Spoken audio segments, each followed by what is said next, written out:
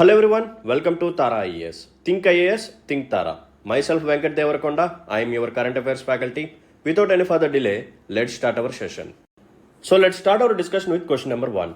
With reference to the Insurance Regulatory and Development Authority of India, IRDAI, consider the following statements. IRDAI is responsible for regulating and developing the insurance sector in India. ఓకేనా. So ఈ particular body ఏదైతే ఉందో ఇది insurance సెక్టర్ని develop చేస్తుంది, regulate చేస్తుంది అంటున్నారు. Next one, Bima Sugam platform. So it was launched by IRDI. దీని యొక్క ఎయిమ్ ఏంటంటే to address issues relating to mis selling of insurance products. Okay, the platform exclusively caters to life insurance policies offered by government insurance companies. So 3 statements ఇచ్చారు. Correct statements ఏంటో identify చేయమంటున్నారు. So what is the context? So రీసెంట్గా మన honourable finance minister Nirmala Sitharaman గారు ఏం చేశారు అంటే SBI economist conclave మీటింగ్కి అటెండ్ అయ్యారు. అక్కడ మన ఫినాన్స్ మినిస్టర్ గారు ఒక పాయింట్ని రైజ్ చేశారు. అదేంటంటే ఇన్సూరెన్స్ ప్రోడక్ట్స్. సో ఇన్సూరెన్స్ ప్రోడక్ట్స్ని మిస్ సెల్లింగ్ చేస్తున్నారు. Sir, mis selling of insurance products అంటే మీనింగ్ ఏంటి చెప్తాను చూడండి. For example, there is an health insurance policy. ఒక హెల్త్ ఇన్సూరెన్స్ పాలసీ ఉంది. సో ఆ పర్టికులర్ ఇన్సూరెన్స్ కంపెనీ వాడు మీ దగ్గరికి వస్తాడు. వచ్చిన తర్వాత ఏం చేస్తాడు అంటే ఆ పాలసీ గురించి మీకు ఎక్స్ప్లెయిన్ చేస్తాడు. ఎక్స్ప్లెయిన్ చేసేటప్పుడు టర్మ్స్ అండ్ కండిషన్స్ లేకపోతే రిస్క్ కానీ ఓకేనా ఇటువంటి ఏమి ఎక్స్ప్లెయిన్ చేయకుండా ఆ పాలసీ వల్ల మీకు బాగా బెనిఫిట్ జరిగిపోతుంది ఓకేనా, ఇది కానీ మీరు తీసుకుంటే మీకు చాలా యూజ్ అయిపోతుంది అని చెప్పి ఒక మిస్ఇన్ఫర్మేషన్ అనేది స్ప్రెడ్ చేస్తారు. సో మనకున్న ఇన్నోసెన్స్ లేకపోతే మన యొక్క ల్యాక్ ఆఫ్ అవేర్నెస్ ఏదైతే ఉందో ఇన్సూరెన్స్ సెక్టర్ పరంగా మనకి ల్యాక్ ఆఫ్ అవేర్నెస్ ఏదైతే ఉందో దాన్ని వాళ్ళు క్యాష్ చేసుకుంటారు. లేని బెనిఫిట్స్ని అక్కడ క్రియేట్ చేసి ఉన్న రిస్క్ కానీ టర్మ్స్ అండ్ కండిషన్స్ కానీ ఎక్స్ప్లెయిన్ చేయకుండా వాటిని పక్కన పెట్టేసి మీ చేత ఆ పర్టికులర్ పాలసీకి రిజిస్టర్ అయ్యే విధంగా చేస్తారనమాట. సో ఇది కరెక్ట్ కాదు. కస్టమర్స్ యొక్క ఇన్నోసెన్స్ని యూజ్ చేసుకోకూడదు అని చెప్పి నిర్మలా సీతారామన్ గారు మొన్న రీసెంట్గా చెప్పడం జరిగింది. సో ఆవిడ ఆ స్టేట్మెంట్ ఇచ్చిన తర్వాత వెంటనే నెక్స్ట్ డే ఐఆర్డిఐ చీఫ్ ఎవరైతే ఉన్నారో నథింగ్ బట్ దేబాశిష్ పాండా గారు ఈయనేం చెప్పారు అంటే yes, mis selling of insurance products అనేది కరెక్ట్ కాదు, దీన్ని కంట్రోల్ చేయాలి. సో దీన్ని కంట్రోల్ చేయాలి అంటే మనం ఒక ప్లాట్ఫామ్ని యూజ్ చేసుకోవచ్చు. ఆ ప్లాట్ఫామ్ పేరేంటంటే బీమా సుగమ్. సో ఈ బీమా సుగమ్ అనే ప్లాట్ఫామ్ని తీసుకొచ్చింది ఎవరో కాదు, ఈ ఐఆర్డిఐ వాళ్ళే ఓకేనా. సో ఈ ఐఆర్డిఐ ఏదైతే ఉందో వీళ్ళు ఒక విజన్ని పెట్టుకున్నారు, విజన్ 2047. సో ఈ విజన్ యొక్క మెయిన్ గోల్ ఏంటంటే to provide insurance for all ఓకేనా. సో ఇన్సూరెన్స్ ఫర్ ఆల్ అనేది వీళ్ళ యొక్క గోల్ అనమాట. సో దీనికోసం వీళ్ళు ఒక ట్రినిటీని తీసుకొచ్చారు. ట్రినిటీ అంటే ఏంటమ్మా? ఏ గ్రూప్ ఆఫ్ 3. సో దీంట్లోకి ఏమేమి వస్తాయి అంటే బీమా సుగమ్, బీమా విస్తార్ అండ్ బీమా వాహక్స్ ఓకేనా. సో బీమా సుగమ్ ఒకటి, బీమా విస్తార్ ఒకటి, బీమా వాహక్స్ ఒకటి. సో బీమా సుగమ్ అంటే ఏం చేస్తుంది అంటే ఇది ఒక ఆన్లైన్ ప్లాట్ఫామ్. సో ఈ ప్లాట్ఫామ్ ఏం చేస్తుంది అంటే ఈ ఇన్సూరెన్స్ సెక్టర్కి సంబంధించిన అన్ని స్టేక్ హోల్డర్స్ని ఒక ప్లాట్ఫామ్ మీదకి తీసుకొస్తుంది అనమాట, ఇంటర్లింక్ చేస్తుంది. ఎవరెవరు ఉంటారు జనరల్గా? ఇన్సూరెన్స్ కంపెనీ ఉంటుంది, కస్టమర్ ఉంటాడు, మధ్యలో ఇంటర్మీడియరీస్ ఉంటాయి ఓకేనా. సో కస్టమర్స్కి ఏ ఇన్సూరెన్స్ పాలసీస్ ఎలా ఉంటాయి, వాళ్ళకి ఏమి సూట్ అవుతుంది, దాని వెనకాల ఉన్న రిస్క్ ఏంటి, what are the terms and conditions, ఇవన్నీ డీటెయిల్గా ఇన్ఫర్మేషన్ ప్రొవైడ్ చేయడానికి బీమా సుగమ్ అనే ప్లాట్ఫామ్ని తీసుకొచ్చారు. సో కస్టమర్ ఏదైనా ఒక పాలసీని తీసుకున్నారు అనుకోండి, పాలసీ తీసుకున్న తర్వాత జస్ట్ ఫర్ ఎగ్జాంపుల్ యాక్సిడెంట్ పాలసీని తీసుకున్నారు, అతనికి యాక్సిడెంట్ అయింది, అతను ఏం చేయాలి? ఇప్పుడు క్లెయిమ్ని పెట్టుకోవాలి. బట్ ఇక్కడ ఏం జరుగుతుంది అంటే బయట మనం ఏదైనా సరే ఒక ప్రైవేట్ ఇన్సూరెన్స్ వాళ్ళ దగ్గర మనం యాక్సిడెంట్ కవరేజ్ కానీ తీసుకుంటే యాక్సిడెంట్ అయిన తర్వాత మనం కానీ క్లెయిమ్ పెట్టుకుంటే అది మనకి రిఫ్లెక్ట్ అవడానికి చాలా టైం పడుతుంది. వాళ్ళు మనకి మనీని డిపాజిట్ చేయడానికి కూడా చాలా టైం పడుతుంది అనమాట. సో ఈ క్లెయిమ్స్ ఏవైతే ఉన్నాయో ఇవన్నీ తొందరగా క్లియర్ అయిపోయే విధంగా ఈ పర్టికులర్ ప్లాట్ఫామ్ అనేది వర్క్ చేస్తుంది. ఇది బీమా సుగమ్. నెక్స్ట్ వన్ ఏంటంటే బీమా విస్తార్. బట్ యాక్చువల్గా మన ఇండియాలో ఉన్న ఒక ప్రాబ్లం ఏంటంటే lack of penetration of insurance sector. Insurance sector అనేది సరిగ్గా పెనట్రేట్ అవ్వలేదు మన ఇండియాలో. చాలామందికి ఇన్సూరెన్స్ కవరేజ్ గురించి బేసిక్ అవేర్నెస్ లేదు అండ్ ఎవరు ఎక్కువగా ఎన్రోల్ కూడా అవ్వరు, చాలా తక్కువ మంది అవుతారు. సో ఈ ఇన్సూరెన్స్ పెనట్రేషన్ని పెంచడం కోసం ఈ పర్టికులర్ ప్రోగ్రామ్ అనేది వర్క్ చేస్తూ ఉంటుంది. సో వీళ్ళకి మెయిన్ గోల్ ఏంటంటే ఆల్ టైప్స్ ఆఫ్ ఇన్సూరెన్స్ స్కీమ్స్ని ఒక రూఫ్ కిందకి తీసుకురావాలి. ఓకేనా, all insurance products under one roof. Sir different insurance products అంటే ఏమేమి ఉంటాయి చెప్తాను చూడండి. లైఫ్ రిలేటెడ్ ఇన్సూరెన్స్ ప్రోడక్ట్స్ ఉంటాయి, లేకపోతే హెల్త్కి సంబంధించినవి ఉంటాయి, తర్వాత ఆటోమొబైల్కి సంబంధించిన ఇన్సూరెన్స్ ప్రోడక్ట్స్ ఉంటాయి, ట్రావెల్ ఇన్సూరెన్స్ కూడా ఉంటుంది. ఇప్పుడు మీరు ఎప్పుడైనా సరే రెడ్ బస్ కానీ అబీ బస్ కానీ ఇటువంటివి ఉంటాయి కదా, సో అవి మీరు బుక్ చేసుకున్నప్పుడు మీకు ట్రావెల్ రిలేటెడ్ ఇన్సూరెన్స్ డాక్యుమెంట్ కూడా వస్తుంది. మీ యొక్క రైడ్ అనేది సేఫ్గా ఉంది, సో మీకు ఏదైనా సరే బట్ అన్ఫార్చునేట్ సిచ్యువేషన్స్ జరిగినప్పుడు సో ఏదైనా జరిగితే ఇలా మీరు క్లెయిమ్ చేసుకోవచ్చు అని చెప్పి మొత్తం డీటెయిల్స్తో ఒక డాక్యుమెంట్ కూడా వస్తుందన్నమాట. అది ట్రావెల్ ఇన్సూరెన్స్. అలాగే ప్రాపర్టీ ఇన్సూరెన్స్ కూడా ఉంటుంది. సో ఈ ఆల్ టైప్స్ ఆఫ్ ఇన్సూరెన్స్ ప్రోడక్ట్స్ని ఒక రూఫ్ కిందకి తీసుకురావటాన్ని బీమా విస్తారనమాట. సో ఈ పర్టికులర్ ఇన్సూరెన్స్ సెక్టర్ని అందరికీ పెనట్రేట్ చేయాలి, అందరికీ ఇన్సూరెన్స్ కవరేజ్ అనేది ఉండాలి. అప్పుడే మనం అనుకున్న విజన్ని టార్గెట్ని రీచ్ అవ్వచ్చు. నెక్స్ట్ వన్ బీమా వాహక్స్. సో ఇది ఎక్కడ జరుగుతుంది అంటే జనరల్గా విలేజ్ లెవెల్లో జరుగుతుంది. సో విలేజ్ లెవెల్లో ఎవరుంటారు? Both men women. So women ఎవరైతే ఉన్నారో వీళ్ళకి ఈ ఇన్సూరెన్స్ సెక్టర్ పట్ల ఒక అవేర్నెస్ని క్రియేట్ చేసి ఓకేనా కొన్ని క్యాంపెయిన్స్ ద్వారా ఎస్ లైఫ్ ఇన్సూరెన్స్ వల్ల మీకు ఈ బెనిఫిట్స్ ఉంటాయి, లేకపోతే హెల్త్ ఇన్సూరెన్స్ వల్ల మీకు ఈ బెనిఫిట్స్ ఉంటాయి, లేకపోతే ఆటోమొబైల్ వల్ల ఈ బెనిఫిట్స్ ఉంటాయి, travel insurance, property insurance.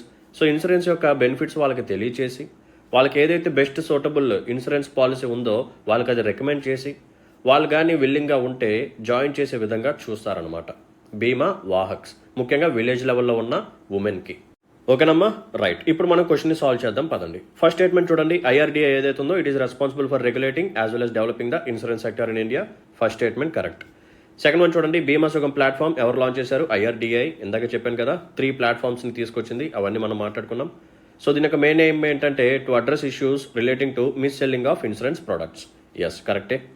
Next one చూడండి. ఈ ప్లాట్ఫామ్ ఏదైతే ఉందో ఇది కేవలం లైఫ్ ఇన్సూరెన్స్ పాలసీస్ గురించే మాట్లాడుతుంది అని చెప్పి అంటున్నారు. మరి ఇది కరెక్టా? రాంగ్. ఎందుకంటే కేవలం లైఫ్ ఇన్సూరెన్స్ మాత్రమే కాదు, హెల్త్ కానీ, ఆటోమొబైల్, ట్రావెల్ అండ్ మనకి ప్రాపర్టీ రిలేటెడ్ కానీ ఇవన్నీ ఉంటాయి. ఓకేనా, సో పెన్షన్ రిలేటెడ్ ఇన్సూరెన్సెస్ కూడా ఉంటాయి అనమాట. So third statement wrong. So ఎక్కడైతే 3 ఉందో మనం ఎలిమినేట్ చేసేయచ్చు. Option A 1 and 2 only is the right answer. Let's look at the question number 2. ఇది మాత్రం చాలా ఇంపార్టెంట్ అమ్మా. దీంట్లో మాత్రం నేను మీకు ఒక ఇంపార్టెంట్ టాపిక్ ఫినిష్ చేసేస్తాను. మొత్తం ఎయిర్ పొల్యూషన్ మీద కొన్ని ఇంపార్టెంట్ పాయింట్స్ ఉంటాయి, అవన్నీ నేను ఫినిష్ చేసేస్తాను. So what is graded response action plan? ఓకేనా, సో దీంతోపాటు ఎయిర్ క్వాలిటీ ఇండెక్స్ అంటే ఏంటి, తర్వాత national ambient air quality standards అంటే ఏంటి, వరల్డ్ హెల్త్ ఆర్గనైజేషన్ ప్రకారం ఎన్ని పొల్యూటెంట్స్ ఉంటాయి, ఎయిర్ క్వాలిటీ ఇండెక్స్ ప్రకారం ఎన్ని పొల్యూటెంట్స్ ఉంటాయి, national ambient air quality standards ప్రకారం ఎన్ని పొల్యూటెంట్స్ ఉంటాయి. ఇవన్నీ ప్రిలిమ్స్లో చాలా ఇంపార్టెంట్ టాపిక్స్. కావాలి అంటే నేను జస్ట్ క్వశ్చన్ ఎక్స్ప్లెయిన్ చేసి నెక్స్ట్ క్వశ్చన్కి వెళ్ళిపోవచ్చు. బట్ ఎందుకు నేను ఎడిషనల్ కంటెంట్ చెప్తున్నాను అంటే ఇండైరెక్ట్గా కూడా క్వశ్చన్స్ వచ్చే ఛాన్సెస్ ఉన్నాయి. సో క్వశ్చన్ ఎలా వచ్చినా సరే మన సెషన్ నుంచి ఆన్సర్ చేసే విధంగా ఉండటమే నా main goal. So let's look at the question number 2. With reference to measures addressing air pollution in India consider the following statements. So ఇండియాలో ఎయిర్ పొల్యూషన్ని అడ్రస్ చేయడం కోసం కొన్ని మెజర్స్ని ఫాలో అవుతాం. సో ఆ మెజర్స్ మీద క్వశ్చన్స్ ఇచ్చారు. సో చూడండి. Graded response action plan. It is implemented only in Delhi NCR during the winter season. So GRAPని కేవలం ఢిల్లీ ఎన్సీఆర్ రీజన్లో మాత్రమే ఇంప్లిమెంట్ చేస్తారు వింటర్ సీజన్లో అని చెప్పి అంటున్నారు. సో ఆలోచించండి. National clean air programme NCAP. So it aims to reduce particulate matter pollution by 20 to 30% by 2024 using 2017 as the base year. ఓకేనా, సో దీని యొక్క మెయిన్ గోల్ ఏంటంటే సో పర్టిక్యులేట్ మ్యాటర్ PM 2.5 ఉంటుంది కదా, లేకపోతే PM 10 ఉంటుంది కదా, వాటిని 20 to 30% తగ్గించాలి, అది కూడా 2024 కల్లా. అండ్ బేస్ ఇయర్ వచ్చేసరికి 2017 అని చెప్పి అంటున్నారు.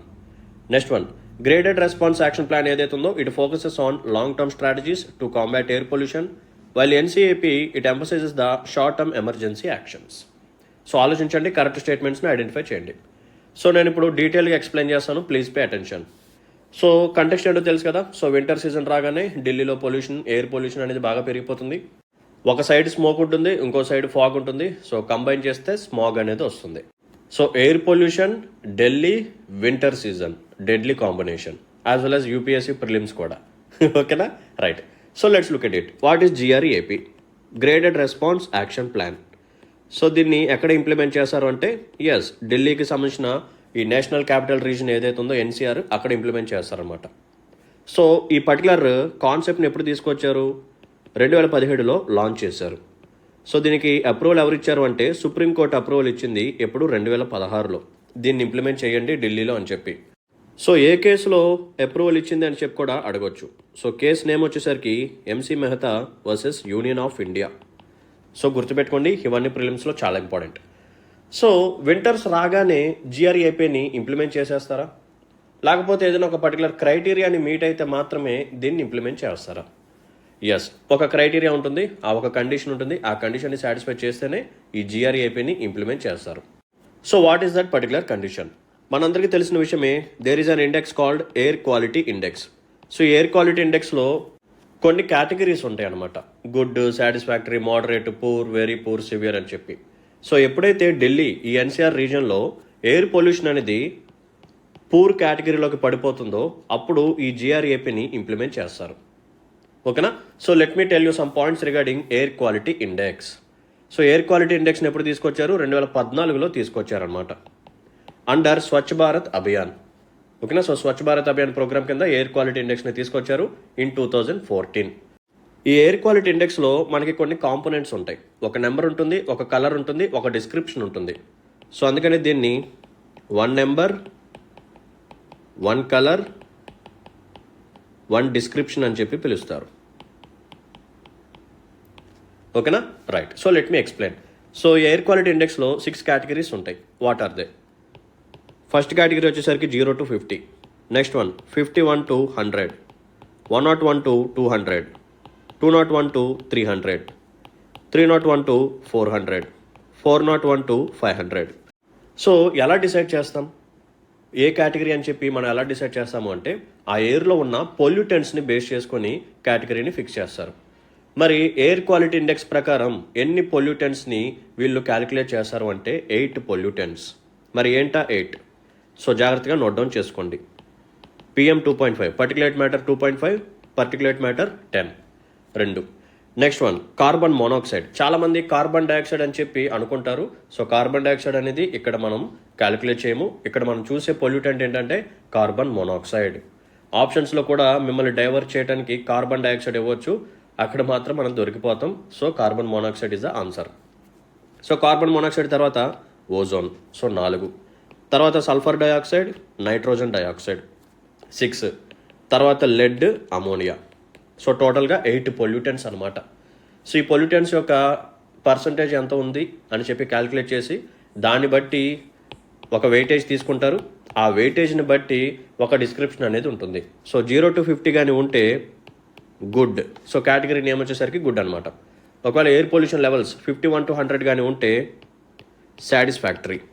ఒకవేళ 101 to 200 ఉంటే మోడరేట్,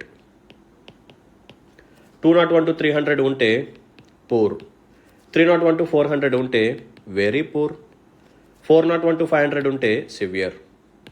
ఓకేనా? So this is all about air quality index. 2014, 1 number 1 colour 1 description, 8 pollutants, 6 categories under Swachh Bharat Abhiyan scheme. ఓకేనా? రైట్. సో దీని తర్వాత ఇంకొక టాపిక్ కూడా మనం మాట్లాడుకోవాలి, అది కూడా ఎయిర్ పొల్యూషన్కి సంబంధించినదే. సో ఆ టాపిక్ ఏంటంటే national ambient air quality standards. National ambient air quality standards. So దీన్ని ఎప్పుడు తీసుకొచ్చారు? 2009లోనే తీసుకొచ్చారు. సో ఈ particular topic national ambient air quality standards ఏదైతే ఉందో ఇది ఎయిర్ క్వాలిటీ ఇండెక్స్ కంటే ముందే వచ్చిందనమాట. సో అందుకని దీని గురించి కూడా మనం డిస్కస్ చేద్దాం. సో ఎవరు తీసుకొచ్చారు? CPCB, central pollution control board. So CPCB ఈ పర్టికులర్ స్టాండర్డ్స్ని తీసుకురావడానికి పవర్ ఎక్కడి నుంచి వచ్చింది అంటే ఒక యాక్ట్ నుంచి వచ్చిందనమాట. So what is that act? Air prevention and control of pollution act 1981. So ఈ యాక్ట్ ప్రకారం సిపిసిబికి పవర్ ఉంది. సో ఆ పవర్ని యూటిలైజ్ చేసుకొని ఈ స్టాండర్డ్స్ని తీసుకొచ్చింది. సో దీని ప్రకారం మనం ఏంటంటే కొన్ని పొల్యూటెంట్స్ని క్యాలిక్యులేట్ చేస్తాము. సో క్యాలిక్యులేట్ చేసి ఎయిర్ క్వాలిటీ యొక్క స్టాండర్డ్ ఎలా ఉంది అని చెప్పి రిప్రజెంట్ చేయడం జరుగుతుంది. మరి ఇక్కడ ఎన్ని పొల్యూటెంట్స్ ఉంటాయి అంటే 12 పొల్యూటెంట్స్ ఉంటాయి. ఎయిర్ క్వాలిటీ ఇండెక్స్లో 8, నేషనల్ యాంబియంట్ ఎయిర్ క్వాలిటీ స్టాండర్డ్స్లో 12. సో ఈ 12లో యాజ్ యూజువల్గా ఎయిర్ క్వాలిటీ ఇండెక్స్కి సంబంధించిన 8 పొల్యూటెంట్స్ ఉంటాయి. ఈ 8 కాకుండా అడిషనల్గా ఇంకొక 4 ఉంటాయి. ఆ 4 ఏంటంటే first one arsenic, next one nickel, తర్వాత benzene, and next one బెంజోపైరిన్.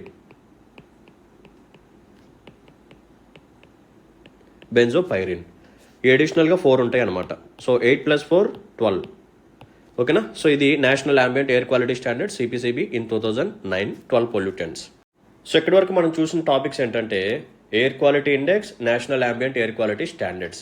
But మనం ఇంకా జిఆర్ఏపీని ఫినిష్ చేసుకోలేదు. జిఆర్ఏపీని ఎప్పుడు ఇంప్లిమెంట్ చేస్తామంటే ఒక కండిషన్ని సాటిస్ఫై చేసినప్పుడు మాత్రమే దాన్ని ఇంప్లిమెంట్ చేస్తాం. ఏంటి ఆ కండిషను? ఎయిర్ క్వాలిటీ ఇండెక్స్ ప్రకారం అక్కడ ఎయిర్ క్వాలిటీ అనేది పూర్ కేటగిరీలో ఉండాలి. సో పూర్ కేటగిరీలో ఉన్నప్పుడే ఈ జిఆర్ఏపీ ప్లాన్ని ఇంప్లిమెంట్ చేయడం స్టార్ట్ చేస్తాం. సో ఎప్పుడైతే జిఆర్ఏపీని ప్లాన్ని ఇంప్లిమెంట్ చేస్తామో కొన్ని స్టెప్స్ని గవర్నమెంట్ వాళ్ళు ఫాలో అవుతారు. ఏంటి ఆ స్టెప్స్ చెప్తాను చూడండి. లైక్ కన్స్ట్రక్షన్ యాక్టివిటీస్ని ఆపేయటం, ఓకేనా, అండ్ ప్రైవేట్ ట్రాన్స్పోర్టేషన్ని ఆపేయటం, పబ్లిక్ ట్రాన్స్పోర్టేషన్ని ప్రమోట్ చేయటం. సో ప్రైవేట్ ట్రాన్స్పోర్టేషన్ ఆపేస్తారు. సో మనకు ఓన్ వెహికల్స్ని తీసుకొని ఆఫీసెస్కి వెళ్ళడానికి వీల్లేదు. అండ్ వర్క్ ఫ్రమ్ హోమ్ని ప్రమోట్ చేస్తారు. స్కూల్స్ అండ్ కాలేజెస్కి కూడా హాలిడేస్ ఇచ్చేసి లేకపోతే ఆన్లైన్ క్లాసెస్ని కండక్ట్ చేయటం. నెక్స్ట్ వెహికల్స్ పరంగా ఆడ్ నెంబర్ పాలసీని కూడా ఫాలో అవుతారు. ఓకేనా. ఇటువంటి స్టెప్స్ని తీసుకోవడం జరుగుతుంది డ్యూరింగ్ జిఆర్ఏపీ. సో జిఆర్ఏపీని ఎవరు ఇంప్లిమెంట్ చేస్తారు? ఇది కూడా ప్రాబబుల్ క్వశ్చన్ అనమాట ప్రిలిమ్స్ పాయింట్ ఆఫ్ వ్యూలో. So it is going to be implemented by commission. So ఏంటా కమిషన్ అంటే commission for air quality management. So present ఈ కమిషన్ వాళ్ళు ఇంప్లిమెంట్ చేస్తున్నారు జిఆర్ఏపీని. అదేంటి సార్ ప్రెజెంట్ అనే పదాన్ని వాడారు అంటే ఇంతకుముందు దీన్ని వేరే వాళ్ళు ఇంప్లిమెంట్ చేసేవాళ్ళ అంటే ఎస్. మరి ఎవరు ఇంప్లిమెంట్ చేశారు ఇంతకుముందు అంటే it was implemented by EPCA till 2020. Sir EPCA అంటే ఏంటి? Environment pollution prevention and control authority. So వీళ్ళు 2020 వరకు ఇంప్లిమెంట్ చేశారు. ఫ్రమ్ 2021 నుంచి commission for air quality management వాళ్ళు ఇంప్లిమెంట్ చేయడం స్టార్ట్ చేశారు. ఓకేనా, రైట్. సో ఈ గ్రేడెడ్ రెస్పాన్స్ యాక్షన్ ప్లాన్లో టోటల్గా 4 స్టేజెస్ ఉంటాయి అన్నమాట. Stage 1, stage 2, stage 3, stage 4. So ఆ స్టేజెస్కి తగ్గట్టుగానే సివియారిటీ అనేది ఉంటుంది. ఆ సివియారిటీని బేస్ చేసుకుని వీళ్ళకి యాక్షన్స్ అనేవి ఉంటాయి. సో జనరల్గా నేనేమని చెప్పాను, జిఆర్ఏపీని ఎప్పుడు ఇంప్లిమెంట్ చేయడం స్టార్ట్ చేశారు? ఎయిర్ క్వాలిటీ ఇండెక్స్ ప్రకారం పూర్ కేటగిరీలోకి వెళ్ళినప్పుడు దీన్ని ఇంప్లిమెంట్ చేయడం స్టార్ట్ చేశారు. సో 4 స్టేజెస్ ఉంటాయని చెప్పాను కదా, అవి కూడా చెప్తాను చూడండి. Stage 1, stage 2, stage 3 and stage 4. So stage 1ని ఎప్పుడు ఇంప్లిమెంట్ చేస్తారు అంటే ఎయిర్ క్వాలిటీ ఇండెక్స్ అనేది పూర్ కేటగిరీలో ఉన్నప్పుడు ఇంప్లిమెంట్ చేస్తారు. మరి స్టేజ్ 2 వచ్చేసరికి వెరీ పూర్, అండ్ స్టేజ్ 3 వచ్చేసరికి సివియర్ కేటగిరీలో ఉన్నప్పుడు. స్టేజ్ 4ని ఎప్పుడు ఇంప్లిమెంట్ చేస్తారు అంటే సివియర్ ప్లస్. ఓకేనా. సో ఎయిర్ క్వాలిటీ ఇండెక్స్ ప్రకారం కొన్ని కేటగిరీస్ ఉన్నాయి. సో ఆ కేటగిరీస్లో పూర్ కేటగిరీలోకి వచ్చినప్పుడు స్టేజ్ 1 ఇంప్లిమెంట్ చేస్తారు. వెరీ పూర్ అయితే స్టేజ్ 2, స్టేజ్ 3, స్టేజ్ 4 అలా అనమాట. సో ఈ స్టేజెస్ని బట్టి ఇంటెన్సిటీ పెరుగుతూ వెళ్తుంది. దానికి తగ్గట్టుగానే యాక్షన్స్ కూడా తీసుకుంటూ ఉంటారు. సో స్టార్టింగ్లో ఏం చేస్తారు అంటే సో స్కూల్స్కి హాలిడేస్ ఇచ్చేసి ఆన్లైన్ క్లాసెస్ని కండక్ట్ చేయడం, లేకపోతే వర్క్ ఫ్రమ్ హోమ్ కానీ ఇటువంటి ఎంకరేజ్ చేస్తారు. సో పూర్ నుంచి వెరీ పూర్ సివియర్కి అయిపోయింది అనుకోండి, కన్స్ట్రక్షన్ యాక్టివిటీస్ని ఆపేయటం. ఓకేనా. సో కంప్లీట్గా వర్క్ ఫ్రమ్ హోమ్ ఇచ్చేయటం, లేకపోతే ప్రైవేట్ ట్రాన్స్పోర్టేషన్ని కంప్లీట్గా ఆపేయటం, ఇటువంటి సీరియస్ యాక్షన్స్ తీసుకుంటారు. Is this clear? Right. And last and final topic వచ్చేసరికి NCAP, national clean air programme. So దీన్ని మాత్రం చాలా రీసెంట్గానే తీసుకొచ్చారు. సో ఇది కూడా ఎగ్జామ్ పాయింట్ ఆఫ్ వ్యూలో చాలా important. So please pay attention. NCAP. So దీన్ని ఎప్పుడు తీసుకొచ్చారు అంటే 2019. సో ఎన్క్యాప్లో ఒక మెయిన్ గోల్ ఉంటుంది. అదేంటంటే reduction of particulate matter. So PM 2.5 PM 10 ఏదైతే ఉందో దాని యొక్క క్వాంటిటీని తగ్గించాలి. సో ఆ టార్గెట్ ఎంత అంటే 20-30%కి తగ్గించాలి. అది కూడా 2024 కల్లా. ఓకేనా. సో 2024 కల్లా 20-30% తగ్గించాలి. సో బేస్ లెవెల్స్ వచ్చేసరికి 2017. తర్వాత దీన్ని రివైజ్ చేశారు, ఈ టార్గెట్ని రివైజ్ చేశారు. సో లేటెస్ట్ టార్గెట్ వచ్చేసరికి 40%కి తగ్గించాలి. అది కూడా 2026 కల్లా. ఓకేనా. సో ఇప్పుడు మనం క్వశ్చన్ని సాల్వ్ చేద్దాం పదండి. So graded response action plan ఇది ఎక్కడ ఇంప్లిమెంట్ చేశారు? కేవలం ఢిల్లీ NCR రీజన్లోనే వింటర్ సీజన్ టైంలో. అది కూడా ఎప్పుడు ఎయిర్ క్వాలిటీ ఇండెక్స్ ప్రకారం పూర్ కేటగిరీలోకి వెళ్ళినప్పుడు మాత్రమే. అప్పటి నుంచి ఇంప్లిమెంట్ చేసుకుంటూ వెళ్తారు. So first statement correct. Next one, NCAP ఇప్పుడే చూసాం కదా. So 20-30% by 2024 using 2017 as base year. ఇది కూడా కరెక్టే. నెక్స్ట్ వన్ చూడండి, గ్రాప్ ఏదైతే ఉందో ఇది లాంగ్ టర్మ్ స్ట్రాటజీస్ అంటున్నారు. అసలు గ్రాప్ని మనం ఎప్పుడు ఇంప్లిమెంట్ చేస్తాము? ఎప్పుడైతే ఎమర్జెన్సీ సిచ్యువేషన్ వస్తుందో, అంటే పూర్ కేటగిరీ లేకపోతే సివియర్ ప్లస్ కానీ ఇటువంటి స్టేజెస్లోకి వెళ్ళినప్పుడు మాత్రమే మనం ఇంప్లిమెంట్ చేస్తాము. ఇవన్నీ షార్ట్ టర్మ్ మెజర్స్ అనమాట, లాంగ్ టర్మ్ మెజర్స్ కాదు. మరి ఎన్క్యాప్ ఏదైతే ఉందో ఇది లాంగ్ టర్మ్ మెజర్స్, అంతే కదా. అసలు ఎన్క్యాప్ని ఎప్పుడు తీసుకొచ్చాం? 2019లో తీసుకొచ్చాము. టార్గెట్ ఎప్పటి వరకు పెట్టుకున్నాం? 2024, 5 సంవత్సరాల వరకు పెట్టుకున్నాం. తర్వాత మళ్ళీ అక్కడికి తీసుకెళ్ళాం, 2026కి తీసుకెళ్ళాం. ఓకేనా. సో ఎన్క్యాప్ ఏదైతే ఉందో ఇక్కడ లాంగ్ టర్మ్ స్ట్రాటజీస్ ఉంటాయి. ఈ జిఆర్ఏపీ ఎప్పుడు ఇంప్లిమెంట్ చేస్తాము? ఎయిర్ క్వాలిటీ ఇండెక్స్ అనేది పూర్లోకి వెళ్ళినప్పుడు మాత్రం ఇంప్లిమెంట్ చేస్తాం. మళ్ళీ ఎయిర్ క్వాలిటీ ఇండెక్స్ ప్రకారం గుడ్ కానీ సాటిస్ఫాక్టరీ కానీ మోడరేట్ కానీ వెళ్ళిపోయింది అనుకోండి, మళ్ళీ ఆపేస్తాం. No strategy, no action plan. ఓకేనా, రైట్. సో ఇక్కడ ఇంటర్చేంజ్ చేసి కన్ఫ్యూజ్ చేశారు. సో ఇటువంటి వాటిలోకి మీరు ట్రాప్ అవ్వకూడదు. సో కరెక్ట్ స్టేట్మెంట్స్ అడిగాడు కాబట్టి one and only option C is the right answer. Let's look at question number 3. Which one of the following terms refer to a medical condition caused by reduced oxygen availability at high altitudes, leading to symptoms such as headache, nausea and dizziness? So what is the context అంటే రీసెంట్గా ఒక trekking చేసిన person, ఒక trekker ఉత్తరాఖండ్లో trekking చేస్తూ చనిపోయారు.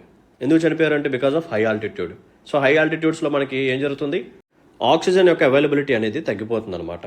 So దీని ద్వారా మనకి కొన్ని సిమ్టమ్స్ వస్తాయి, లైక్ హెడేక్ కానీ, nausea, fatigue, shortness of breath, dizziness, ఇవన్నీ వస్తాయి అన్నమాట. సో జనరల్గా ఎప్పుడైతే మనం 8000 feet కంటే ఎక్కువకి వెళ్తామో అప్పుడు ఈ సిమ్టమ్స్ అనేవి మనకి కనిపిస్తాయి అన్నమాట. ఓకేనా. సో ఈ హై ఆల్టిట్యూడ్ సిక్నెస్ ఏదైతే ఉందో దీనికి ఇంకొక నేమ్ కూడా ఉంటుంది. అదేంటంటే ఎక్యూట్ మౌంటైన్ సిక్నెస్. సో ఈ acute mountain sickness or high altitude sickness రెండు ఒకటే. దీంట్లో మనకి కనిపించే సిమ్టమ్స్ వచ్చేసరికి headache, nausea, dizziness, fatigue, shortness of breath. ఒకవేళ ఈ పర్టికులర్ సిమ్టమ్స్ని కానీ మనం ట్రీట్మెంట్ చేయించకపోతే, అన్ట్రీటెడ్గా మిగిలిపోతే సివియర్ కండిషన్ లాగా మారుతుందన్నమాట. సో ఏంటా సివియర్ కండిషన్ అంటే ఫస్ట్ వన్ వచ్చేసరికి హై ఆల్టిట్యూడ్ పల్మనరీ ఎడిమా. దీన్నే షార్ట్కట్లో హేప్ అని చెప్పి పిలుస్తారు. సో ఒకవేళ ఈ పర్టికులర్ కండిషన్ కానీ మనం ట్రీట్మెంట్ చేయించకపోతే మన లంగ్స్లోకి వాటర్ అనేది అక్యుములేట్ అయిపోయి హై ఆల్టిట్యూడ్ పల్మనరీ ఎడిమా అని చెప్పి డిసీజ్ వచ్చే ఛాన్స్ ఉంది. ఒకవేళ ఈ వాటర్ అనేది లంగ్స్లో కాకుండా బ్రెయిన్లో కానీ అక్యుములేట్ అయితే అప్పుడు వచ్చే డిసీజ్ని ఏమని చెప్పి పిలుస్తాము అంటే high altitude cerebral oedema. So దీన్ని హేజ్ అని చెప్పి పిలుస్తారు, హెచ్ఏసిఈ. దీన్ని హేప్ అని చెప్పి పిలుస్తారు, హెచ్ఏపిఈ. ఓకేనా, రైట్. సో క్వశ్చన్లో వాడేవాడిగాడు అంటే హెడేక్, నాజియా, డిజీనెస్ ఇవి ఉన్నప్పుడు, అంటే ఈ సిమ్టమ్స్ ఉన్నప్పుడు దాన్ని ఏమని చెప్పి పిలుస్తాము? What is that particular medical condition? Hypothermia, high altitude pulmonary oedema, acute mountain sickness, altitude syncope. So answer ఏంటంటే ఆప్షన్ సి. ఆప్షన్ బి అని చెప్పి మీరు కన్ఫ్యూజ్ అవ్వచ్చు. బట్ ఇక్కడ వాడు ఇచ్చిన సిమ్టమ్స్ ఏవైతే ఉన్నాయో ఇవి ఇనీషియల్ సిమ్టమ్స్ అనమాట. ఒకవేళ వీటిని కానీ మనం ట్రీట్మెంట్ చేయించకపోతే అప్పుడు మనకి లంగ్స్లోకి ఈ వాటర్ అనేది అక్యుములేట్ అయ్యి హై ఆల్టిట్యూడ్ పల్మనరీ ఎడిమా రావచ్చు. లేకపోతే ఒకవేళ బ్రెయిన్లో కానీ అక్యుములేట్ అయిపోతే వాటర్ అనేది అప్పుడు హై ఆల్టిట్యూడ్ సెరిబ్రల్ ఎడిమా వస్తుంది. సో ఈ పర్టికులర్ క్వశ్చన్కి ఆన్సర్ వచ్చేసరికి option C. Let's look at question number 4. With reference to the Caucasus region consider the following statements. The Caucasus region lies between the Caspian Sea and Mediterranean Sea. So ఈ particular Caucasus region ఏదైతే ఉందో ఇది Caspian సీకి and Mediterranean సీకి మధ్యలో ఉంటుంది అని చెప్పి అంటున్నారు. The Caucasus is home to both Europe's highest peak nothing but mount Elbrus and Asia's lowest point the Caspian depression. So 2 points ఇచ్చారు. సో జాగ్రత్తగా చూడండి. ఈ పర్టికులర్ రీజన్లో యూరోప్కి సంబంధించిన హైయెస్ట్ పీక్ ఉంటుంది అంట. దాంతోపాటు ఏషియాకి సంబంధించిన లోవెస్ట్ పాయింట్ కాస్పియన్ డిప్రెషన్ ఏదైతే ఉందో అది కూడా ఇక్కడే ఉంటుంది అంటున్నారు. నెక్స్ట్ థర్డ్ స్టేట్మెంట్ చూడండి. The reason is politically divided among Russia, Georgia, Armenia and Azerbaijan. Right. So ఈ పర్టికులర్ క్వశ్చన్ మనం ఎందుకు పికప్ చేశాము అంటే సో COP29 UNFCCC ప్రజెంట్ ఎక్కడ జరుగుతుంది?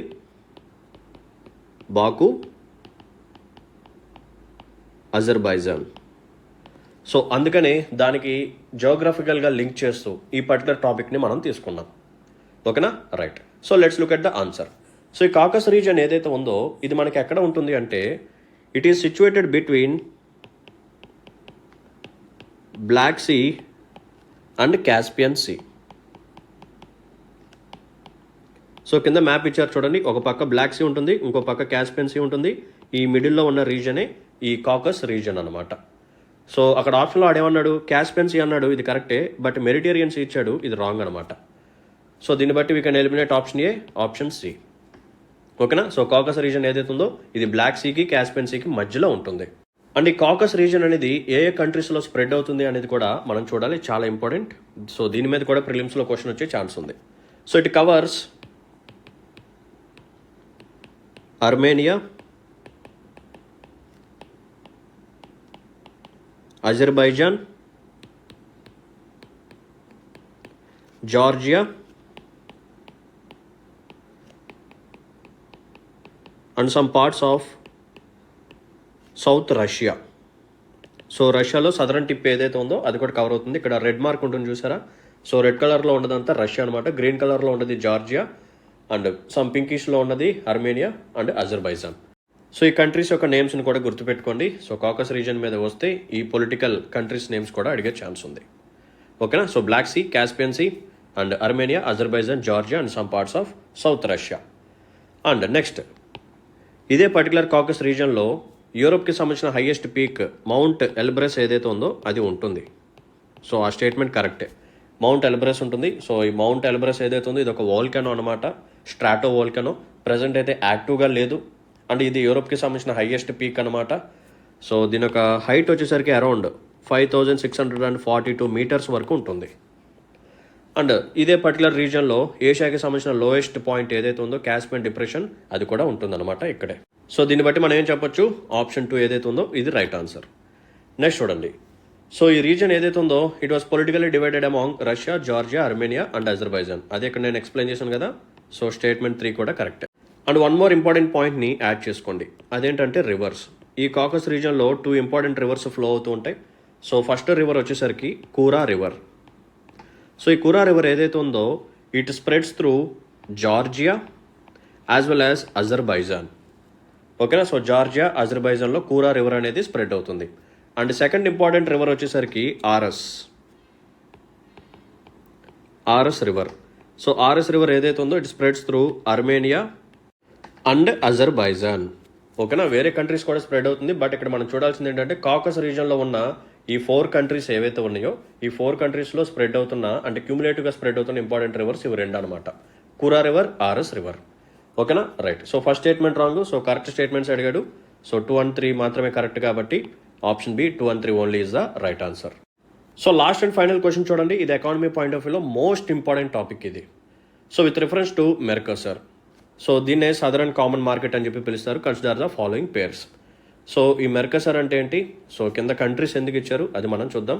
ఫస్ట్ కంటెక్స్ట్ ఏంటంటే ఒక అగ్రిమెంట్ అనేది జరుగుతుంది. ఆ అగ్రిమెంట్ ఎవరెవరికి మధ్య అంటే European Union as well as Mercosur. So వీళ్ళకి మధ్య ఒక ఫ్రీ ట్రేడ్ అగ్రిమెంట్ అనేది జరిగిందనమాట. సో ఆ ఫ్రీ ట్రేడ్ అగ్రిమెంట్కి ఎగనెస్ట్గా ప్రొటెస్ట్ చేస్తూ కొంతమంది ఫార్మర్స్ ఇటువంటి యాక్టివిటీస్ చేస్తున్నారు. వాళ్ళకి పంటల్ని కాల్చుకోవడం కానీ ఇటువంటివి చేస్తున్నారన్నమాట. సో ఆ నేపథ్యంలో ఇది న్యూస్లో ట్రెండ్ అవుతుంది. సో చూద్దాం పదండి. సో యాక్చువల్గా ఈ మెర్కోసర్ అనేది ఏదైతే ఉందో ఇది సౌత్ అమెరికాకి సంబంధించిన ట్రేడ్ బ్లాక్ అనమాట. ఇది సౌత్ అమెరికాకి సంబంధించిన ట్రేడ్ బ్లాక్. సో దీంట్లో ఎవరెవరు ఉంటారు, సో దీంట్లో ఫౌండింగ్ మెంబర్స్ ఉన్నారు, తర్వాత జాయిన్ అయిన వాళ్ళు కూడా ఉన్నారు. సో ఫౌండింగ్ మెంబర్స్ వచ్చేసరికి Argentina, Brazil, Paraguay and Uruguay. ఓకేనా. సో ఈ నలుగురు ఎవరైతే ఉన్నారో they are the founding members. తర్వాత 2012లో వెనిజులా వచ్చి జాయిన్ అయింది. So Venezuela joined in 2012. తర్వాత 2014లో బొలివియా జాయిన్ అయింది. ఓకేనా. సో ఫౌండింగ్ మెంబర్స్ వచ్చేసరికి 4, తర్వాత 2012లో వెనిజులా, 2024లో బొలివియా. సో ఇనిషియల్గా ఈ గ్రూప్ ఫామ్ అయినప్పుడు 1991లో ఇక్కడ జరిగే యాక్టివిటీ ఎలా ఉండేది అంటే there is a free movement. So there is a free movement of goods, services, capital and people. ఓకేనా. సో గూడ్స్ని, సర్వీసెస్ని, క్యాపిటల్ని, పీపుల్ని ఫ్రీ మూమెంట్గా చేసుకోవడం కోసం ఒక ట్రేడ్ బ్లాక్ లాగా వీళ్ళు ఫామ్ అయ్యారు. తర్వాత 1995లో ఈ పర్టికులర్ ట్రేడ్ బ్లాక్ ఏదైతే ఉందో ఇది కస్టమ్స్ యూనియన్ లాగా మారింది in 1995. And India as well as Mercosur వీళ్ళిద్దరి మధ్య ప్రిఫరెన్షియల్ ట్రేడ్ అగ్రిమెంట్ కూడా జరిగింది ఇన్ ద ఇయర్ 2004. ఓకేనా, మనకు ఒక స్టేట్మెంట్ ఇవ్వచ్చు. సో ప్రజెంట్ మెర్కసర్ న్యూస్లో ట్రెండింగ్లో ఉంది కాబట్టి ఇండియాకి మెర్కసర్కి మధ్య కూడా ఒక అగ్రిమెంట్ ఉంది. సో ప్రిఫరెన్షియల్ ట్రేడ్ అగ్రిమెంట్ ఉంది, 2004లో చేసుకున్నారని చెప్పి కూడా ఇవ్వచ్చు. ఓకేనమ్మా, రైట్. సో ఇక్కడ మనం ఎగ్జామ్ పాయింట్ ఆఫ్ వ్యూలో చూడాల్సింది ఏంటంటే ఇంకొన్ని అడిషనల్ టాపిక్స్. అసలు పీటీఏ అంటే ఏంటి, ఎఫ్టీఏ అంటే ఏంటి, సిఈసిఏ ఆర్ సిఈపిఏ అంటే ఏంటి, what is customs union, what is a common market, what is an economic union. Examination point of వ్యూలో చాలా ఇంపార్టెంట్. సో షార్ట్ అండ్ స్వీట్గా ఎక్స్ప్లెయిన్ చేస్తాను చూడండి. సో ఫస్ట్ టాపిక్ వచ్చేసరికి PTA, we call it as preferential trade agreement. So ఈ పీటీఏలో మనకి ఒక పాజిటివ్ లిస్ట్ అనేది ఉంటుంది, ఒక positive list. Let me explain. Just for example, there is a country X and country Y. వీళ్ళిద్దరి మధ్య ఎక్స్పోర్ట్స్ అండ్ ఇంపోర్ట్స్ జరుగుతూ ఉన్నాయి. జస్ట్ ఫర్ ఎగ్జాంపుల్, వీళ్ళిద్దరి మధ్య ఒక 100 గూడ్స్ ఎక్స్పోర్ట్స్ అండ్ ఇంపోర్ట్స్ జరుగుతున్నాయి అని అనుకోండి. సో జనరల్గా బయట నుంచి వచ్చే ఇంపోర్టెడ్ గూడ్స్ మీద మనం ఏం చేస్తాము, కస్టమ్స్ డ్యూటీని విధిస్తాము, కొన్ని ట్రేడ్ బ్యారియర్స్ని వేస్తాం. ఎందుకంటే ఇవన్నీ వేయకపోతే ఏమవుతుంది, గవర్నమెంట్కి ఇన్కమ్ రాదు, యాజ్ వెల్ యాజ్ తక్కువ ప్రైస్కి ఆ ప్రోడక్ట్ అనేది మన మార్కెట్లోకి వచ్చేస్తుంది. సో డొమెస్టిక్ ప్రోడక్ట్స్ అనేవి సేల్ అవ్వవు అండ్ ప్రైస్ పరంగా అవి బాగా కాంపిటేటివ్గా మారిపోయి డొమెస్టిక్ మార్కెట్ని అవే క్యాప్చర్ చేసుకుంటాయి. సో డొమెస్టిక్ ఇండస్ట్రీస్ అనేవి నష్టపోతాయి, సో లాసెస్లోకి వెళ్ళిపోతాయి. సో అలా వెళ్లకుండా ఉండటం కోసం మనం ఏం చేస్తాము, ట్యాక్సెస్ని విధిస్తాము, కొన్ని ట్రేడ్ బ్యారియర్స్ వేస్తాము, వాటి యొక్క ప్రైజెస్ని పెంచుతాం. యాజ్ వెల్ యాజ్ గవర్నమెంట్కి కూడా ఇన్కమ్ అనేది పెరుగుతుంది. ఇది ఒక పాయింట్. ఇక్కడ మనం ఏం చేస్తాము అంటే ఈ ఎక్స్ అనే కంట్రీ, వై అనే కంట్రీ ఇద్దరు కలిసి ఒక మీటింగ్ని కండక్ట్ చేసుకొని ఒక అగ్రిమెంట్ని ఫిక్స్ చేసుకుంటారు. ఆ అగ్రిమెంట్లో ఏంటంటే, ఎస్ మన ఇద్దరి మధ్య ఒక 100 గూడ్స్ని మనం కామన్గా ఇంపోర్ట్స్ ఎక్స్పోర్ట్స్ చేసుకున్నాం కదా. సో ఒక పని చేద్దాము, ఈ 100 గూడ్స్లో ఒక 40 గూడ్స్ మీద మనం ఈ ట్యాక్సెస్ని తీసేద్దాము, ఈ ట్రేడ్ బ్యారియర్స్ని తగ్గించుకుందాము. రిమైనింగ్ 60 గూడ్స్ ఏవైతే ఉన్నాయో వాటి మీద నార్మల్గానే వేసుకుందాము. బట్ ఈ 40 గూడ్స్ ఏవైతే ఉన్నాయో వీటి మీద మాత్రం మనం ట్యాక్సెస్ని వేసుకోవద్దు. ఓకేనా అని చెప్పి ఈ 40 గూడ్స్ని ఒక లిస్ట్ లాగా తయారు చేస్తారు. ఆ లిస్టే పాజిటివ్ లిస్ట్ అనమాట. సో ప్రిఫరెన్షియల్ ట్రేడ్ అగ్రిమెంట్లో పాజిటివ్ లిస్ట్ అనేది ఉంటుంది. ఆ పాజిటివ్ లిస్ట్లో ఉన్న ఐటమ్స్ మీద ట్రేడ్ బ్యారియర్స్ కానీ కస్టమ్స్ డ్యూటీస్ కానీ ఇవన్నీ వేరు, మ్యాక్సిమం నెగ్లిజిబుల్ అమౌంట్ మాత్రమే వేస్తారు. అండ్ దీని తర్వాత వచ్చే అగ్రిమెంట్ ఏంటంటే నెక్స్ట్ లెవెల్ వచ్చేది free trade agreement, FTA. So ఎఫ్టీఏలో మనకి పాజిటివ్ లిస్ట్ ఉండదు, ఇక్కడ నెగిటివ్ లిస్ట్ ఉంటుంది. సో సేమ్ అంతే, ఎక్స్ వై రెండు కంట్రీస్, వీళ్ళ మధ్య కామన్గా ఒక 100 గూడ్స్ ఇంపోర్ట్స్ ఎక్స్పోర్ట్స్ జరుగుతున్నాయి. వీళ్ళు ఒక మీటింగ్ని కండక్ట్ చేసుకుని ఒక అగ్రిమెంట్ని చేసుకున్నారు. ఆ అగ్రిమెంట్లో వీళ్ళు ఏమంటారు అంటే, let's do one thing, most of the items మీద, ఓకేనా, మోస్ట్ ఆఫ్ ద ఐటమ్స్ మీద మనం ట్రేడ్ బ్యారియర్స్ని తీసేద్దాం. బట్ కేవలం ఒక 20 ఐటమ్స్ మీద మాత్రం యాజ్ యూజువల్గా ట్రేడ్ బ్యారియర్స్ని విధించుకుందాము. పైన దానికి కింద దానికి ఆపోజిట్, పీటీఏకి ఎఫ్టీఏకి మధ్య ఆపోజిట్ ఉంటుందన్నమాట. వేటి మీద అయితే ట్యాక్సెస్ వేయకూడదు అని అనుకుంటున్నారో వాటిని పాజిటివ్ లిస్ట్ లాగా తయారు చేస్తారు పీటీఏలో. మరి ఎఫ్టీఏలో ఏం జరుగుతుంది, కామన్గా మోస్ట్ ఆఫ్ ద ఐటమ్స్ మీద ట్యాక్సెస్ని తీసేస్తారు, కొన్ని ఐటమ్స్ మీద మాత్రం కంటిన్యూగా ఇంతకుముందు ఎలాగైతే ట్యాక్సెస్ని వేసుకునే వాళ్ళు అలాగే ట్యాక్సెస్ని వేసుకుంటారనమాట. సో ఆ ట్యాక్సెస్ని విధించే గూడ్స్ ఏవైతే ఉన్నాయో వాటిని నెగిటివ్ లిస్ట్ లాగా తయారు చేస్తారు. సో పేరులోనే ఉంది కదా నెగిటివ్. సో ట్యాక్సెస్ని విధించాము, సో వాటి ప్రైజెస్ని పెంచుతున్నాము, సో ట్రేడ్ బ్యారియర్స్ ఉన్నాయి కాబట్టి అది నెగిటివ్ లిస్ట్. సో ఇక్కడ మీరు కానీ గమనిస్తే కవరేజ్ పరంగా చూస్తే ఎఫ్టీఏ చాలా ఎక్కువగా కవరేజ్ ఉంటుందన్నమాట. పీటీఏలో పాజిటివ్ లిస్ట్లో మనం ఎన్ని పెట్టాము, 40 ఐటమ్స్ మాత్రమే పెట్టాం. సో ఈ 40 ఐటమ్స్ మీద మనం ఇప్పుడు ట్యాక్సెస్ని వేయమన్నమాట. మరి ఎఫ్టీఏలో ఏం చేసాము, 20 ఐటమ్స్ మీద ట్యాక్సెస్ని వేస్తున్నాము, రిమైనింగ్ 80 ఐటమ్స్ మీద మనం ట్యాక్సెస్ని విధించట్లేదు. సో 80 ఐటమ్స్ మీద ట్రేడ్ బ్యారియర్స్ అనేది లేదనమాట. సో అందుకని ఒక్కొక్క లెవెల్లో మనం క్రాస్ చేసుకుంటూ వెళ్ళే కొద్దీ ఎక్కువగా పాయింట్స్ అనేవి యాడ్ అవుతూ ఉంటాయి. సో పీటీఏ అయిపోయింది, ఎఫ్టీఏ అయిపోయింది. నెక్స్ట్ వన్ వచ్చేసరికి CECA or CEPA. We call it as Comprehensive Economic Cooperation Agreement, Comprehensive Economic Partnership Agreement. So దీంట్లో ఏం జరుగుతుంది అంటే ఇప్పటి వరకు మనం పీటీఏ మాట్లాడుకున్నాము, ఎఫ్టీఏ మాట్లాడుకున్నాం. వీటిలో కేవలం గూడ్స్ మాత్రమే ఉంటాయి. వీటిలో పీటీఏలో ఎఫ్టీఏలో కేవలం గూడ్స్ మాత్రమే ఉంటాయి. బట్ సిఈసిఏ ఆర్ సిఈపిఏలో గూడ్స్తో పాటు సర్వీసెస్ కూడా ఉంటాయి, దీంతో పాటు ఇన్వెస్ట్మెంట్ కూడా ఉంటుంది, దీంతో పాటు ఐపీఆర్ ఇంటెలెక్చువల్ ప్రాపర్టీ రైట్స్ ఉంటాయి, యాజ్ వెల్ యాజ్ కాంపిటీషన్ కూడా ఉంటుంది. కేవలం గూడ్స్ గురించి మాట్లాడేది preferential trade agreement, free trade agreement. గూడ్స్తో పాటు సర్వీసెస్ యాజ్ వెల్ యాజ్ వేరే కంట్రీ నుంచి ఇన్వెస్ట్మెంట్ వస్తుంది కదా, సో దాని మీద కూడా ఎటువంటి బ్యారియర్స్ వేయకూడదు, సర్వీసెస్ మీద బ్యారియర్స్ వేయకూడదు. ఓకేనా. ఇంటెలెక్చువల్ ప్రాపర్టీ రైట్స్ కానీ, కాంపిటీషన్ కానీ, వీటన్నిటి గురించి ఒక అగ్రిమెంట్ని ఫిక్స్ చేసుకుంటారు. దాన్ని సిఈసిఏ ఆర్ సిఈపిఏ అంటాం. ఇది థర్డ్ లెవెల్. నెక్స్ట్ లెవెల్ వచ్చేసరికి కస్టమ్స్ యూనియన్. ఓకేనా, కస్టమ్స్ యూనియన్. సో కస్టమ్స్ యూనియన్లో మనం ఏం చేస్తామంటే ఆల్మోస్ట్ అన్ని ఇంపోర్ట్స్ మీద, అంటే ఎక్స్ వైకి మధ్య అగ్రిమెంట్ జరిగింది అనుకోండి. సో వై అనే కంట్రీ నుంచి ఎక్స్ అనే కంట్రీకి ఇంపోర్ట్స్ వచ్చాయి అనుకోండి, దాని మీద ఆల్మోస్ట్ జీరో కస్టమ్స్ డ్యూటీ అనమాట. Almost zero. Same vice versa, Y అనే కంట్రీ కూడా ఎక్స్ అనే కంట్రీ నుంచి ఇంపోర్ట్స్ని చేసుకుంటుంది కాబట్టి సో వాటి మీద కూడా కస్టమ్స్ డ్యూటీ అనేది వేయదు. సో కస్టమ్స్ యూనియన్ అనేది ఇంకొంచెం బ్రాడ్గా ఉంటుంది. Next common market. పేరులోనే ఉంది కామన్ మార్కెట్. సో ఇక ఎక్స్ అనే కంట్రీకి వై అనే కంట్రీకి ఒక సింగిల్ మార్కెట్ లాగా క్రియేట్ అయిపోతుంది. ఎలా అంటే చెప్తాను చూడండి. సో కస్టమ్స్ యూనియన్ ఇక్కడ ఏం చేస్తారు, ఎక్స్ అనే కంట్రీ నుంచి వై అనే కంట్రీకి వచ్చే ఇంపోర్ట్స్ ఏవైతే ఉన్నాయో సో వాటి మీద zero customs duty. Same Y అనే కంట్రీ నుంచి ఎక్స్ అనే కంట్రీకి వచ్చే గూడ్స్ మీద zero customs duty. And next one, there is a free movement of labour as well as capital. So మన వాళ్ళు ఒక కంట్రీ నుంచి ఇంకో కంట్రీకి వెళ్ళి వర్క్ చేస్తూ ఉంటారు కదా. సో అలా వెళ్ళేటప్పుడు వీసా పరంగా ఎటువంటి రిస్ట్రిక్షన్స్ లేకుండా, ఓకేనా. సో వర్క్ పర్మిట్స్ కొంచెం క్లియర్గా తొందరగా ఇచ్చేయటం కానీ, వాళ్ళకి మంచి కండిషన్స్ అక్కడ అవైలబుల్గా ఉండేలాగా చూసుకోవడం కానీ, యాజ్ వెల్ as మన దేశం నుంచి వేరే దేశానికి క్యాపిటల్ కూడా వెళ్తూ ఉంటుంది పెట్టుబడి రూపంలో. సో వాటి మీద కూడా ఎక్కువగా ట్యాక్సెస్ విధించకుండా, ఓకేనా. సో ఇలా labour movement, capital movement, customs union ఇవన్నీ కలిపితే కామన్ మార్కెట్ అనమాట. సో ఈ కామన్ మార్కెట్ ఏదైతే ఉందో ఇది కస్టమ్స్ యూనియన్ కంటే వైడ్ కవరేజ్తో ఉంటుంది. ఓకేనా, రైట్. అండ్ లాస్ట్ అండ్ ఫైనల్ది వచ్చేసరికి ఎకనామిక్ యూనియన్. సో ఎకనామిక్ యూనియన్లో ఏం జరుగుతుంది అంటే ఈవెన్ ఆ కంట్రీస్ తాలూకా ఫిజికల్ పాలసీస్, మానిటరీ పాలసీస్ సేమ్గానే ఉంటాయి. ఒక ఎగ్జాంపుల్ ఏంటంటే యూరోపియన్ యూనియన్. ఇప్పుడు ఎక్స్ అనే కంట్రీలో గవర్నమెంట్ ఉంటుంది, సెంట్రల్ బ్యాంక్ ఉంటుంది. సో గవర్నమెంట్ వచ్చేసరికి ఫిజికల్ పాలసీని ఇంప్లిమెంట్ చేస్తుంది, ఆర్బీఐ వచ్చేసరికి లేకపోతే సెంట్రల్ బ్యాంక్ వచ్చేసరికి ఏం చేస్తుంది, మానిటరీ పాలసీని ఇంప్లిమెంట్ చేస్తుంది. వై అనే కంట్రీలో కూడా అంతే, గవర్నమెంట్ ఉంటుంది, సెంట్రల్ బ్యాంక్ ఉంటుంది. Government physical policy, central bank వచ్చేసరికి మానిటరీ పాలసీ. సో ఒక గవర్నమెంట్ ఇంకో కంట్రీ తాలూకా గవర్నమెంట్ సేమ్ పాలసీస్ని జనరల్గా ఫాలో అవ్వవు, అవునా. సో ఎక్కడ మ్యాచ్ అనేది ఉండదు. బట్ ఎప్పుడైతే రెండు కంట్రీస్ లేకపోతే ఒక group of countries economic union లాగా ఫామ్ అవుతాయో ఆ యూనియన్లో ఉన్న ప్రతి కంట్రీలో సేమ్ ఫిజికల్ పాలసీ ఉంటుంది, సేమ్ మానిటరీ పాలసీ ఉంటుంది. ఇది ఇంకా వైడ్ కవరేజ్ అనమాట. ఇక నువ్వు గూడ్స్ని ఇంపోర్ట్స్, ఎక్స్పోర్ట్స్ అవి మాత్రమే కాదు, మొత్తం ఇక్కడ కవర్ అయిపోతాయి, సేమ్గా ఉంటాయి. ఓకేనా, రైట్. సో ఇవన్నీ ప్రిలిమ్స్ పాయింట్ ఆఫ్ వ్యూలో చాలా ఇంపార్టెంట్. సో ఇక్కడ క్వశ్చన్లో అడిగాడు మెర్కసర్ గురించి ఇచ్చాడు, కింద కొన్ని కంట్రీస్ ఇచ్చారు.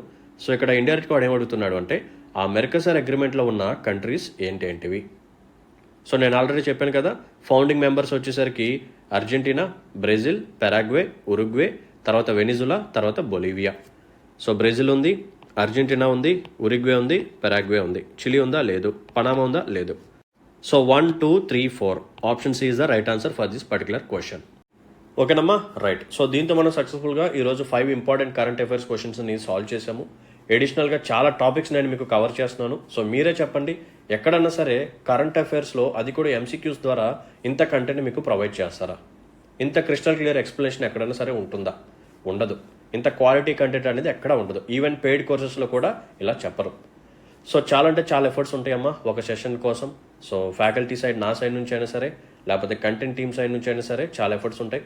సో మీ సైడ్ నుంచి మేము కోరుకునే ఒక పాజిటివ్ రెస్పాన్స్ ఏంటంటే మీకు కానీ మాకు ఎక్స్ప్లెనేషన్ సెషన్ కానీ నచ్చినట్టయితే please hit the like button, మీ యొక్క వాల్యుబుల్ కామెంట్ని మెన్షన్ చేయండి, మీ ఫ్రెండ్స్ అండ్ ఫెలో ఆస్పిరెంట్స్కి మా వీడియోస్ని షేర్ చేయండి.